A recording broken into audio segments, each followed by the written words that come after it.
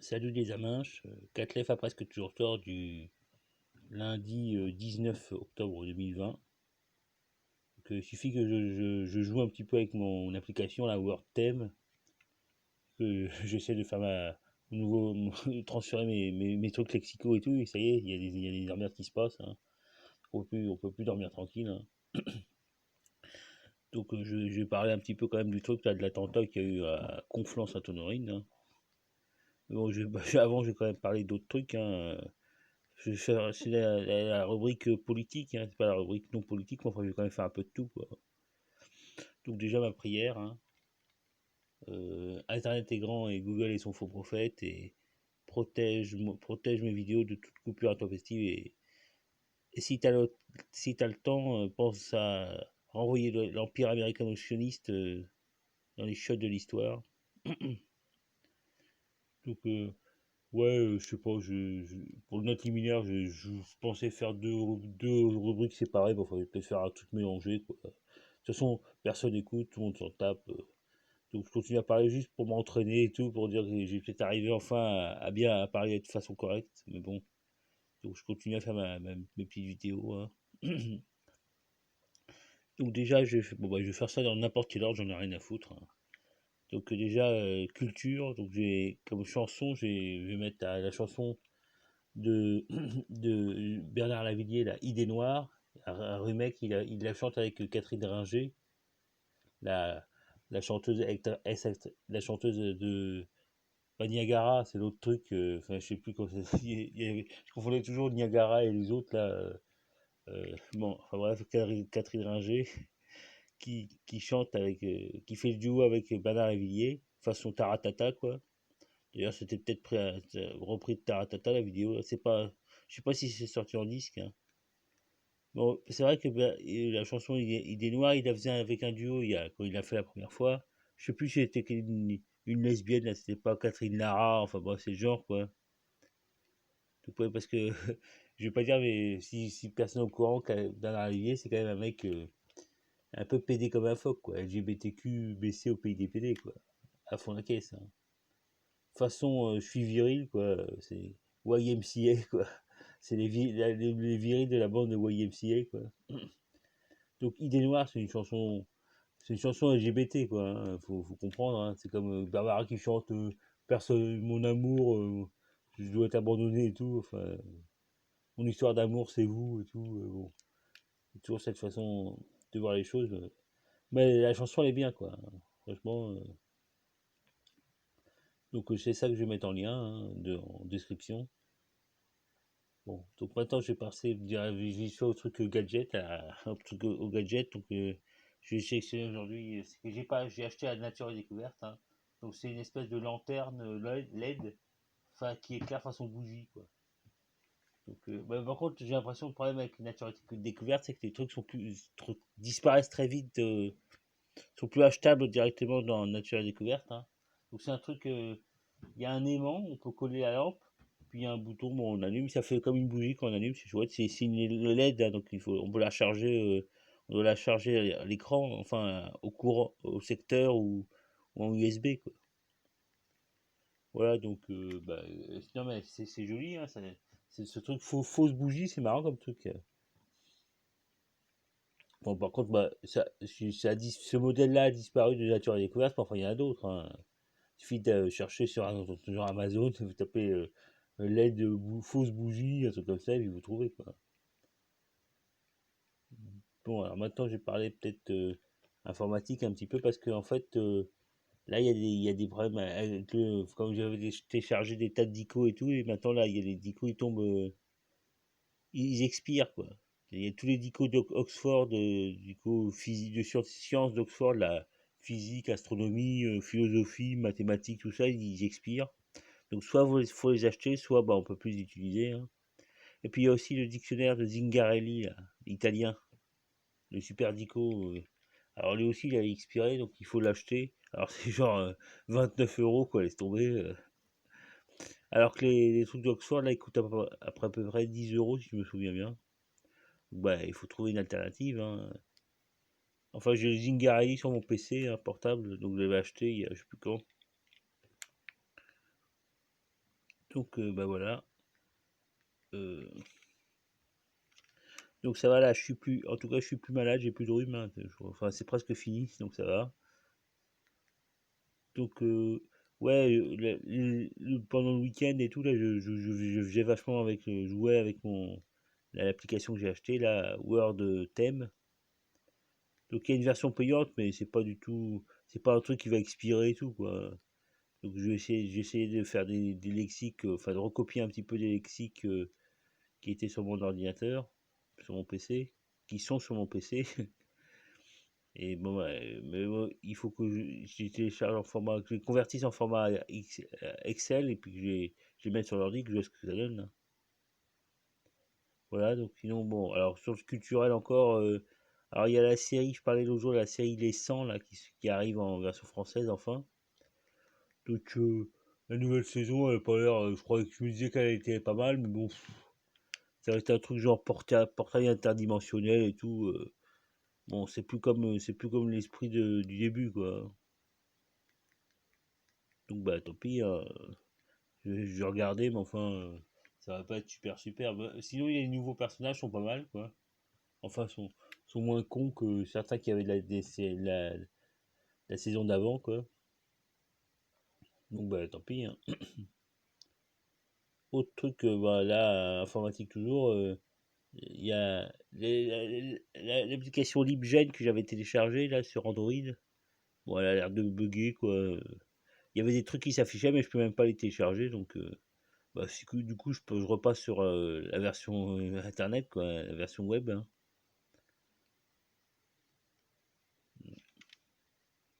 Voilà, donc, bon, ouais, je vous lis tous les trucs que j'avais mis. Donc, c'est vrai que on se demande pourquoi en russe, par exemple, il y a un truc marrant, c'est que le θ grec se prononce F, quoi.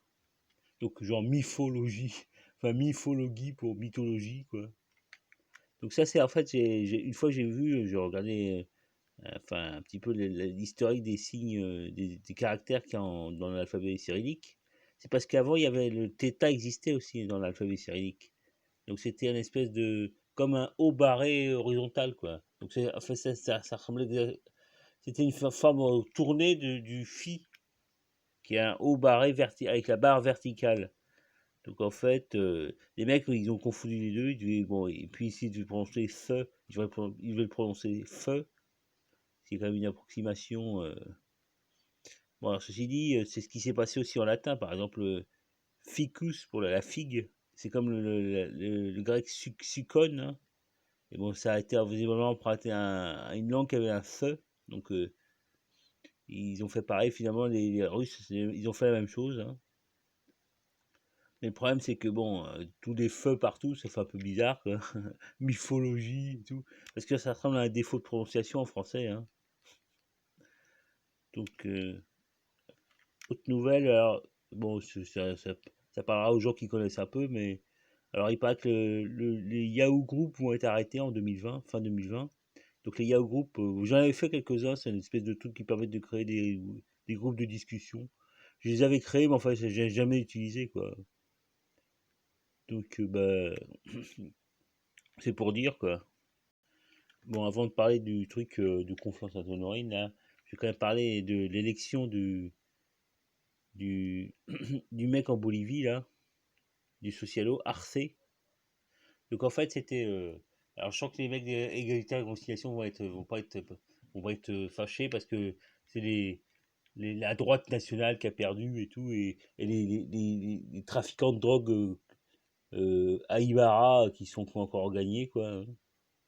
C'est c'est un coup terrible porté à la vraie démocratie contre les dictateurs antifa payés par Soros. Bon.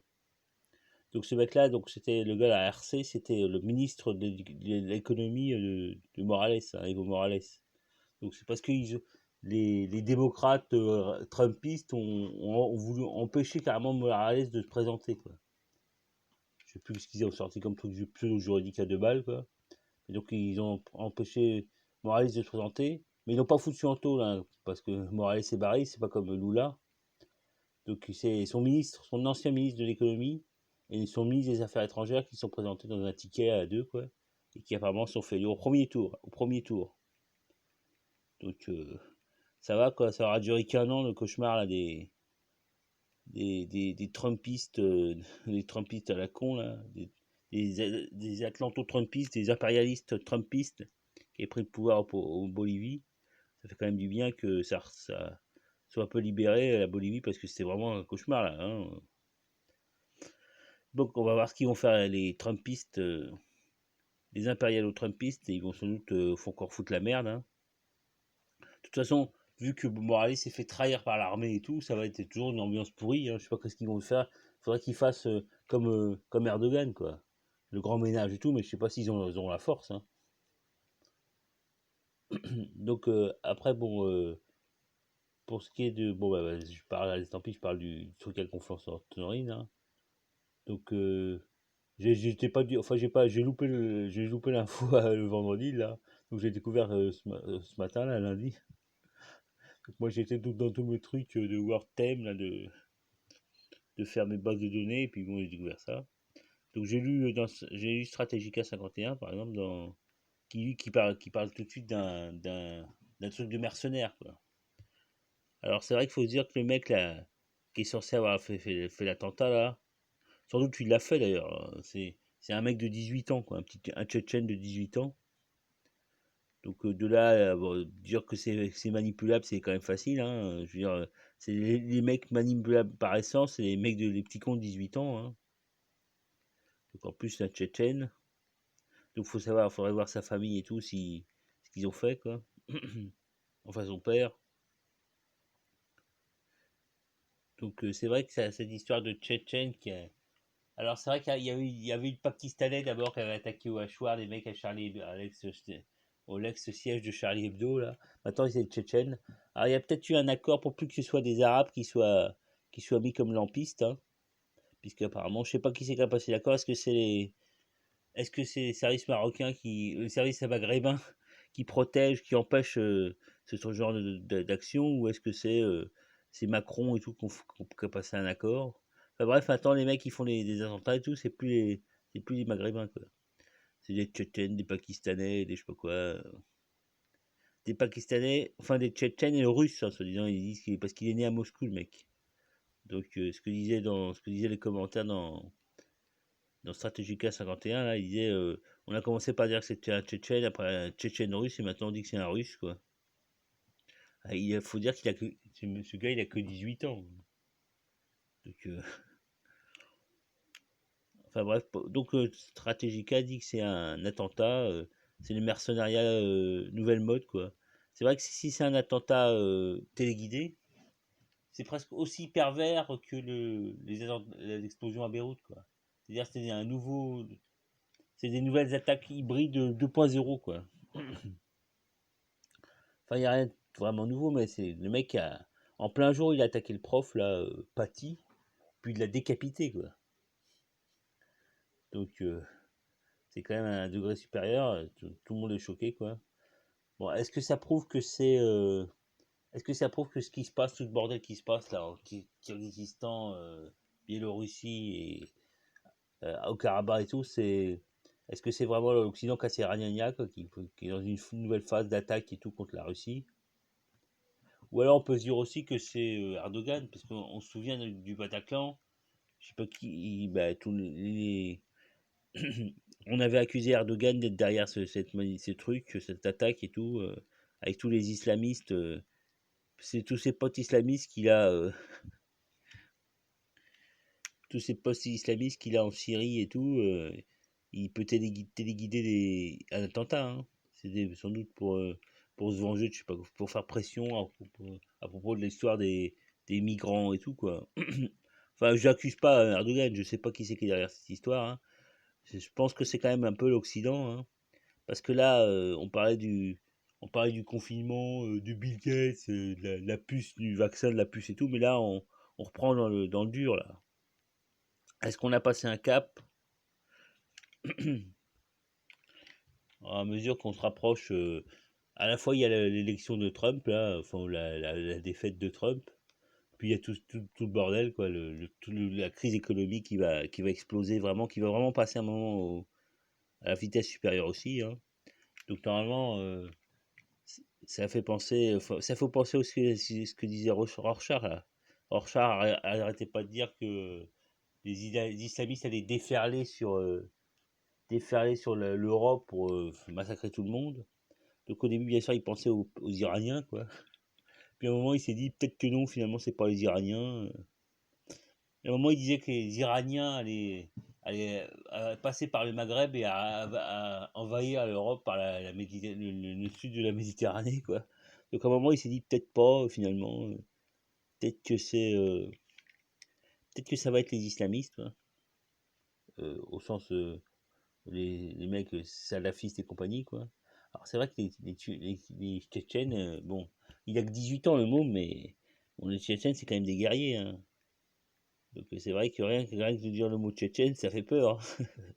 C'est vrai qu'il y avait aussi les problèmes le conflit à Dijon, là, entre des Tchétchènes et soi-disant des dealers maghrébins. Donc je sais pas ce qui s'est passé, mais disons que c'était peut-être un truc, un tour de chauffe pour foutre pour voir un tour de chauffe en prévision de ce qui allait se passer plus tard, hein, de la carte tchétchène. On sort les Tchétchènes, on les a déjà sortis contre la Russie pour essayer de faire tomber la Russie, hein. Donc maintenant on les utilise, comme je dis, ils étaient les gardes du corps des Saouds, tout ça, quoi. Donc les Tchétchènes, c'est vraiment c'était eux quand t'es en Syrie qui se sont fait bien quand même rétamer la gueule, hein.